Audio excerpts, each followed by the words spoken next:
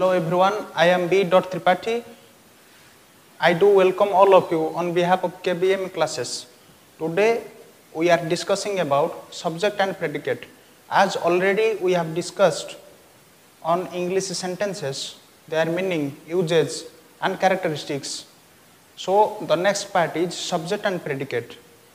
I will begin today with some examples.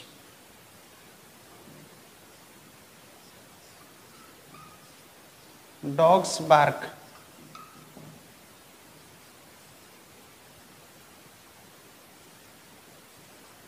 Water falls.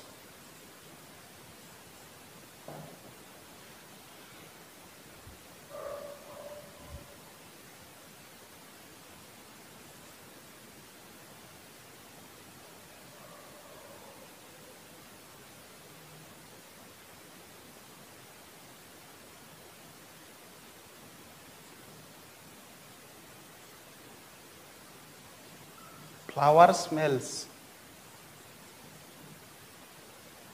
Look at these three sentences. Dogs bark. Here bark is verb. Dogs is subject. Water falls. Here falls is verb and water is subject. Flower smells. Here flower is subject and smells is verb. In these three sentences, you mark that dogs bark. If we question or put this sentence into interrogative sentence, it will become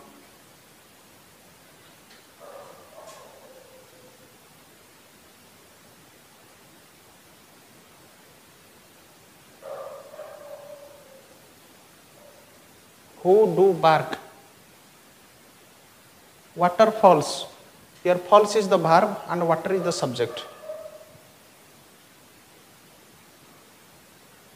And if we are putting this sentence into interrogative sentence or its interrogative form, it will be who do fall. Flower smells. Here smells is verb, flower is subject. And if the transition will be made into interrogative form, it will become who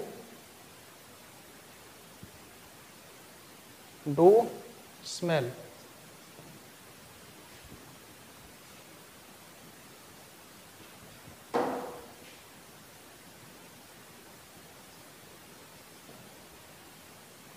Dogs bark. Who do bark? Dogs bark. Water falls. Who does fall? Water falls. Flower smells. Who do smell? Flower smells. If we are asking who to each of the verb, we are getting here the subject. Dogs bark. If we are questioning who to the verb bark, the answer is the subject. Water falls. If we are asking who to the verb falls, the answer is the subject. Flower smells. If we do ask who to the verb, the outcome will be the subject. So in each of the sentence, the verb tells something about something. In each of the sentence, each of the verb tells something about something. So subject and predicate are the two essential parts in English sentence. each and every sentence in English tells something about something else. What is spoken about is the subject and what is spoken is the predicate. It is the definition of subject and predicate. In English sentence, generally, there is a sense, there is a meaning. In each and every sentence, something is telling or someone is describing or someone is expressing something about something else. So every sentence speaks something about something else. What is spoken about is the subject and what is spoken is the predicate. Dogs bark. Dogs is doing some work. Dogs are doing some work. Doing what? Dogs bark. Water falls. Water is doing something. Water falls. Flower smells. Flower is doing something. Flower smells. So in all these sentences, something is spoken about something else.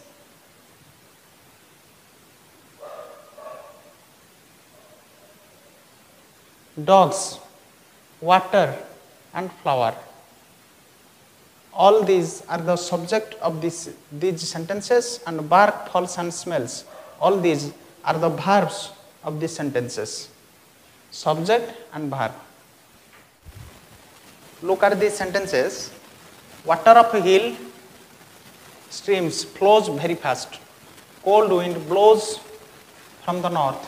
These twinkle stars twinkle at night. If we identify the verbs in these sentences, flows is the verb. Blows is the verb. Twinkle, verb. We are questioning who to these verbs. The twinkle stars twinkle at night. Who do twinkle? Stars. Subject. Cold wind blows from the north. Who does blow? Wind. Subject. Water of hill streams flows very fast. Who does flow? Water. Subject. So look towards these sentences. Flows, blows and twinkle. These are the verbs. Water, wind and stars. These are the verbs. And the subjects are being identified here. Stars. Subject. These twinkle stars.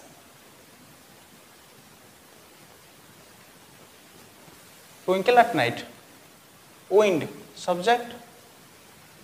Cold wind.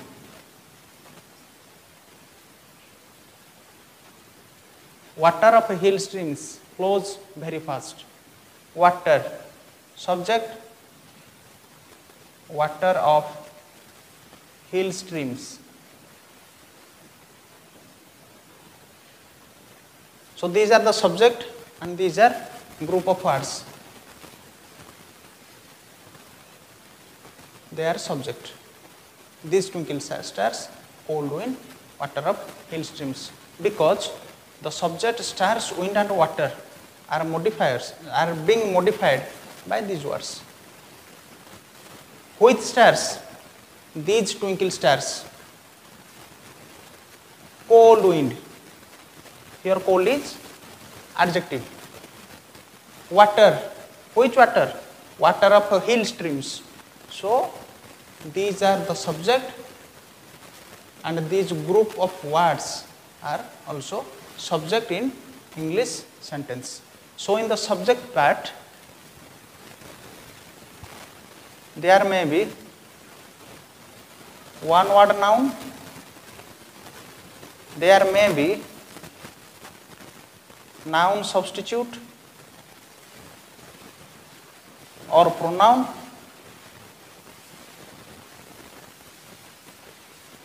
there may be group of nouns.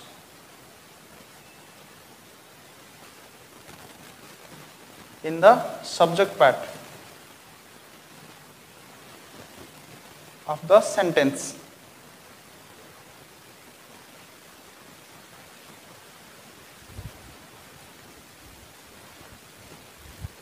Look at the verb pattern. Water of hill streams flows very fast. Flows is the verb. Cold wind blows from the north. Blows is the verb. These twinkle stars twinkle at night. Here, twinkle is the verb. Flows, blows, twinkle. These are the verbs. So generally or simply we can say, after identifying the subject part, rest of the sentence are predicate part. Cold wind blows from the north, predicate part. These twinkle stars, here the subject ends, twinkle at night.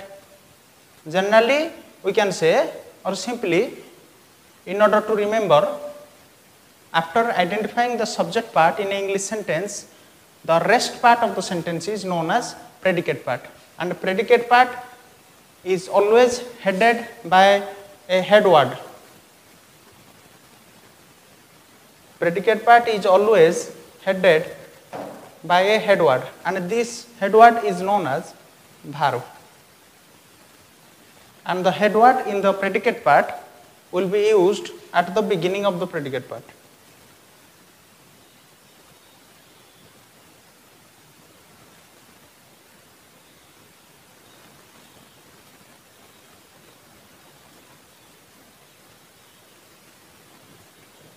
This predicate part may be a verb phrase also. So, after we have identified the subject part in the sentence, then the rest part of the English sentence is predicate part. Predicate part is always headed by a head word. The head word in the predicate part is the verb. It may be a verb phrase also. So in these three sentences, we look at the enlargement of sentence and identification and definition of subject and predicate part in these sentences. So today we have discussed about subject and predicate of sentence. In the next class, we will talk about parts of speech. Generally, there are 8 main parts of English speech. For example, noun, adjective, adverb, verb, etc. In the next class, we will discuss on parts of speech. Thank you. See you all in the next lecture.